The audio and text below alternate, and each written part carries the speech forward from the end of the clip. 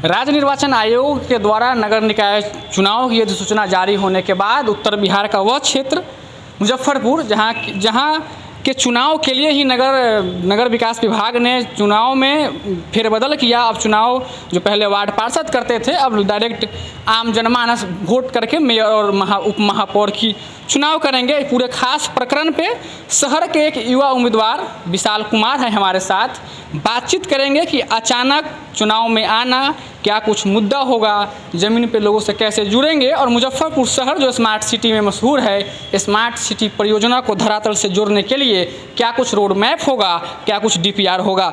विशाल जी, एक बहुत महत्वपूर्ण सवाल के साथ शुरुआत करेंगे। नए चेहरा हैं शहर में, अचानक से राजनीतिक में एंट्री होती है और डायरेक्ट महापौर के उम्मीदवार बन जाते हैं, विजन क्या है? देखिए, बिल्कुल भी मैं नया चेहरा नहीं हूँ। मेरा जन्म कर्म ही मुजफ्फरपुर में हुआ है, तो ये पूरा शहर ही हमारा घर है। और राजनीति में आने के पीछे समाज का विकास करना एकमात्र उद्देश्य है हमारा। उसी उद्देश्य से मैं राजनीति में आया हूँ। आप आए दिन देख रहे हैं नगर निगम में हो रही भ्रष्टाचार, उस भ्रष्टाचार पे अंकुश लगाने के लिए आया हूँ। एक भ्रष्टाचार मुक्त नगर निगम बनाने आया हूँ। अगर कहा जाए तो मुजफ्फरपुर क्षेत्र जो है नगर निकाय का क्षेत्र बिहार में काफ़ी हॉट था और अभी भी हॉट है, क्योंकि यहाँ से एक पर ही उम्मीदवार पे 3 बार अविश्वास आया, भ्रष्टाचार के आरोप लगे, मेयर स्मार्ट सिटी के डायरेक्टर पद से इस्तीफा दिए, यहाँ पे विधायिका कार्यपालिका में कभी समन्वय स्थापित नहीं हो पाया। तो फिर इस सारी चीज़ों को भेद पाना विशाल कुमार कहाँ तक सफल हो पाएंगे? देखिए, सबसे पहले तो मैं चुनाव आयोग का धन्यवाद दूंगा। हमें क्या भेदना है, इस खेल को तो चुनाव आयोग ने भेद दिया। उन्होंने अब जनता को मालिक बना दिया, ना किसी सिंडिकेट को मालिक बना के रखा है। अब जनता अपना मेयर चुनेगी, आसानी से इन सब समस्याओं से निजात पाया जाता है, क्योंकि जनता नेता नहीं, अब बेटा चुनेगी। मुजफ्फरपुर में हो रही जितने भी नगर निगम में भ्रष्टाचार है, सबको आसानी से हल किया जाएगा। चाहे वो जल जमाव की समस्या हो, वो शिक्षा की समस्या हो, या सड़क की समस्या हो, या स्लम बस्ती के जीर्णोद्धार की समस्या हो, या जितने हमारे फुटपाटी दुकानदार भाइयों की समस्या हो, इन सभी समस्याओं से निजात दिलाऊंगा मैं। बीते 5 साल का कार्यकाल रहा नगर निगम का। विशाल कुमार अगर सक्रिय थे तो 5 साल कहाँ थे, बड़ा सवाल है। जी बिल्कुल, मैं सक्रिय था, हमेशा समाज के बीच में था। मैं प्रतीक्षा में था कि जो हमारे पूर्व में महापौर महोदय वो क्या कर रहे हैं। मैं देखा कि वो लोग कुछ नहीं कर पा रहे हैं, तो किसी न किसी युवा को आना चाहिए। तो मैं इसी कड़ी में लोगों के बीच आया हूँ। समाज में तो मैं पहले से था ही, अब नगर निगम को संभालने के लिए मैं और एक कदम आगे बढ़ाया हूँ। लोगों का प्यार विश्वास चाहिए, इसी के कारण मैं आया हूँ। स्मार्ट सिटी में मशहूर है शहर आपका, लेकिन स्मार्ट सिटी की जब काम होती है तो विधायिका में और कार्यपालिका में कभी समन्वय स्थापित नहीं हो पा रहा। और एकमात्र यह बिहार का नगर निकाय क्षेत्र है जहाँ पे इस तरह की रूपरेखा देखी गई, और मेयर भी जो निवर्तमान मेयर है वो डायरेक्टर पद से इस्तीफा भी दे दिए। पूरे प्रकरण को विशाल कैसे देखते हैं? देखिए, पिछले दिनों क्या हुआ मुजफ्फरपुर में, वो मुद्दा कुछ है ही नहीं। अब सिर्फ एकमात्र मुद्दा होगा, विकास का मुद्दा। मुजफ्फरपुर का चौतरफा विकास होगा। सब लोग साथ बैठ के पूरे मुजफ्फरपुर वासी मिलकर मुजफ्फरपुर का विकास करेंगे। इसी विज़न के साथ आया हूँ मैं। आपने एक स्लोगन दिया है, नेता नहीं बेटा चुनिए, है ना? एक आम जनमानस का ही सवाल होगा, अब बहुत कड़ा सवाल होगा। फिर विशाल बेटा कहाँ थे 5 साल, क्यों नहीं शहर में दिखेगा कोई काम में? लगभग लोगों ने कहा सवाल है कि नए चेहरा हैं, कभी देखे नहीं गए शहर में। ये विशाल बेटा हमेशा शहर में देखा गया है, शायद आप नहीं मुझे देखने का कोशिश किया होगा। मैं कोरोना जैसी महामारी हो या जब भी शहर में जो भी समस्याएं आती हैं, मैं उसमें बढ़ चढ़ के हिस्सा लेता हूं। मैं शहर का बेटा हूं। सारे लोग शहर के जितने भी युवा हैं इस शहर के बेटा, आइए सब लोग मिलकर एक संकल्प लेते हैं, एक नया मुजफ्फरपुर बनाते हैं। जब जागा तभी सवेरा, आओ अपने मुजफ्फरपुर को सुंदर बनाते हैं, स्मार्ट सिटी को पूरा स्मार्ट बनाते हैं। एक बात कहेंगे, मुजफ्फरपुर है और नगर निकाय क्षेत्र में जितने लोग रहते हैं काफ़ी पढ़े लिखे और समझदार लोग होते हैं, तो स्पष्ट रूप से पैसा का खेला आम जनमानस के चुनाव में होगा नहीं, और पैसा छीट करके कोई नगर निकाय क्षेत्र में राज नहीं कर सकता है। तो फिर आम जनमानस से जुड़ने के लिए क्या कुछ डीपीआर तैयार किया है विशाल ने? हमारे पास पूरा एक कंप्लीट सिस्टम डेवलप हो चुका है मुजफ्फरपुर के विकास के लिए। कंप्लीट डीपीआर मैंने बना के रखा है। वो डीपीआर सिर्फ दिखाने से काम नहीं चलेगा, मैं वो करके दिखाऊंगा। अगर यहाँ की जनता मालिक हमें चुनती है तो मुजफ्फरपुर का चौतरफा विकास होगा, और वो सारा डीपीआर का एक योजना आपको दिखेगा। मुजफ्फरपुर शहर एक कुनबा के लिए जाना जाता है शुरू से। विधायक जी का कुनबा हो, मंत्री जी का कुनबा हो, चाहे किसी दल का कुनबा हो, या बहुत तरह का गुटबाजी यहाँ पे शहर में शुरू से देखी जाती है।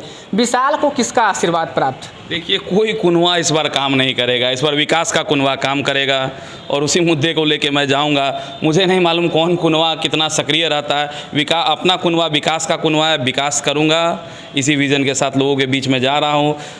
लगातार प्यार आशीर्वाद मिल रहा है, आप लोग भी जैसा कि देख रहे होंगे। एक सवाल आ जाता है कि शहर में अभी तक जो मेयर डिप्टी मेयर बनते आ रहे हैं, बिना आशीर्वाद के संभव नहीं हो पाया, और अभी भी आशीर्वाद से ही लोग आगे बढ़ रहे हैं, तो विशाल किसका आशीर्वाद लेंगे? हमें तो पूरे शहर का आशीर्वाद प्राप्त है। विशाल नेता नहीं बेटा, और विशाल पूरे मुजफ्फरपुर का है। सारे जनता हमें अपना आशीर्वाद देंगे। देखिए, पिछले दिनों क्या हुआ वो मुद्दा नहीं है, अब क्या करना है ये मुद्दा है।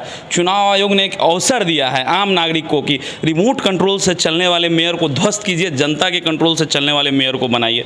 तो जनता इस बार जनता के कंट्रोल से चलने वाले मेयर को बनाएगी, शहर का चौमुखी विकास होगा। ये विकास आपको विगत दिनों में देखने को मिलेगा। अगर शहर में विकास की बात की जाती है तो शहर के प्रथम कहे तो जिस समय नियमावली नहीं थी नगर निगम, उस समय के महापौर थे स्वर्गीय रघुनाथ पांडे जी नगर निगम के। शहर में काफ़ी उन्होंने विकास, उनकी पुण्यतिथि भी है, शहर में काफ़ी उन्होंने विकास की नींव गढ़ी। उसके बाद अगर शहर की रूपरेखा पर ध्यान दिया जाए तो मुजफ्फरपुर शहर बजबजाता शहर, महकता शहर, बेमारू शहर में हमेशा चर्चा में रहा है। इस चीज़ से कैसे निजात दिला पाएंगे? तो आज मैं अपने अभिभावक आदरणीय स्वर्गीय रघुनाथ पांडे जी के प्रति नमन करता हूँ। मैं आज मैं ये संकल्प भी लेता हूँ कि मैं आदरणीय रघुनाथ पांडे जी के सपनों का मुजफ्फरपुर बनाऊंगा। मैं आपको विश्वास दिलाता हूँ। शहर से पुरानी चीज़ें हटती चली गई, राजनेता अपने अपने को क्या बोलते हैं, अपने को भरते चले गए, अपने रूप से आर्थिक अपने को मजबूत किया, लेकिन शहर को मजबूती में किसी ने दिलचस्पी आज तक नहीं दिखाई। चाहे वो जो भी हो, जनप्रतिनिधि रहे हों शहर में, शहर की एक विरासत थी, धीरे धीरे सब चीज़ ने दम तोड़ दिया।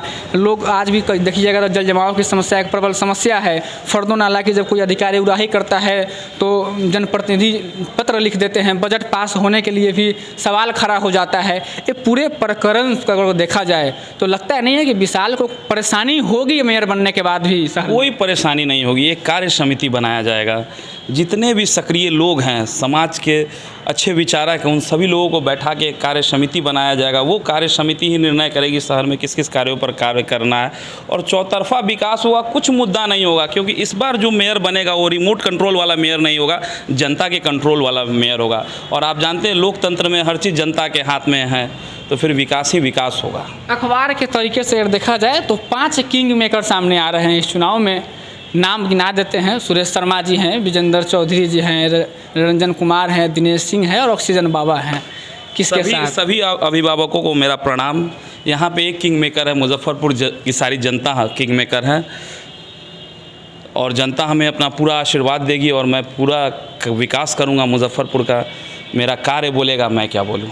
आशीर्वाद किससे लिए हैं बता दीजिए? पूरे मुजफ्फरपुर की जनता का आशीर्वाद है मेरे साथ। मुजफ्फरपुर का चौतरफा विकास करूँगा, चाहे वो जल जमाव की समस्या हो, सड़क की समस्या हो, पानी की समस्या हो, बिजली की समस्या हो, हर जगह पे काम करूँगा।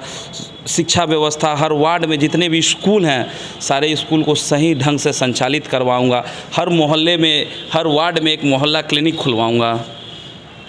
अच्छा, एक चीज़ बड़ा एक अहम सवाल है। अगर मुजफ्फरपुर के अलावा देखा जाए तो जितने आसपास के नगर निकाय क्षेत्र हैं, उन क्षेत्रों की डेवलपमेंट उत्तर बिहार में आज मुजफ्फरपुर से कहीं बेहतरीन है। मुजफ्फरपुर को के पीछे रहने की वजह विशाल क्या देखते हैं? भाई, बीते हुए कल को भूल जाइए। एक नया सवेरा, मुजफ्फरपुर ने एक नया सोच देखा है, एक नया विचार रखा। अब नया मुजफ्फरपुर बनेगा। हम पिछली बातों को कोसेंगे तो उससे मुजफ्फरपुर का विकास नहीं होगा।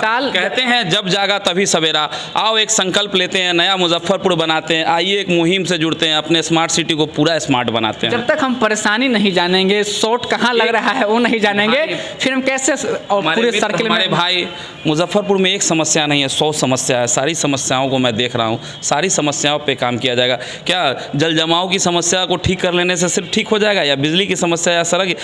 हर क्षेत्र में काम करने की आवश्यकता है। आप देख रहे हैं ना, हमारा मुजफ्फरपुर शहर सिर्फ बिहार में ही प्रसिद्ध नहीं है, देश स्तर पे मुजफ्फरपुर का नाम है। तो ये गौरव जो मुजफ्फरपुर का, ये क्रांतिकारी धरती रही है। इस नगर निगम चुनाव से एक नई क्रांति आएगी मुजफ्फरपुर में, युवा अंगड़ाई लेगी और मुजफ्फरपुर का चौतरफा विकास होगा। मैं आपको विश्वास दिलाता हूँ, मैं मुजफ्फरपुर के सारे जनता मालिक को विश्वास दिलाता हूँ। आइए एक संकल्प लेते हैं, नया मुजफ्फरपुर बनाते हैं। चलिए, तो विशाल कुमार को सुन रहे थे आप। बातचीत कैसा लगा कमेंट बॉक्स में ज़रूर बताइएगा। नए प्रत्याशी हैं मुजफ्फरपुर शहर से, कई जो शहर के जो राजनीतिक सवाल हैं उनसे बचते नजर आए। स्पष्ट रूप से इन्होंने कहा कि शहर में अब नेतागिरी नहीं चलेगी, बेटागिरी चलेगी और शहर के लोग अब बेटा का चयन करेंगे। अब देखना बड़ा दिलचस्प होगा कि शहर में किंग मेकर के खेल में विशाल अपने आप को कहाँ तक कायम कर पाते हैं, विशाल अपने आप को कहाँ स्थापित कर पाते हैं और जनता क्या इन्हें मौका देगी, ये भी एक बहुत बड़ा सवाल होगा। कैसे क्या कुछ रोड मैप होगा, अगर फिर बातचीत जारी रहेगी। आप मुजफ्फरपुर नाउ देख रहे थे, मेरा नाम गौरव है।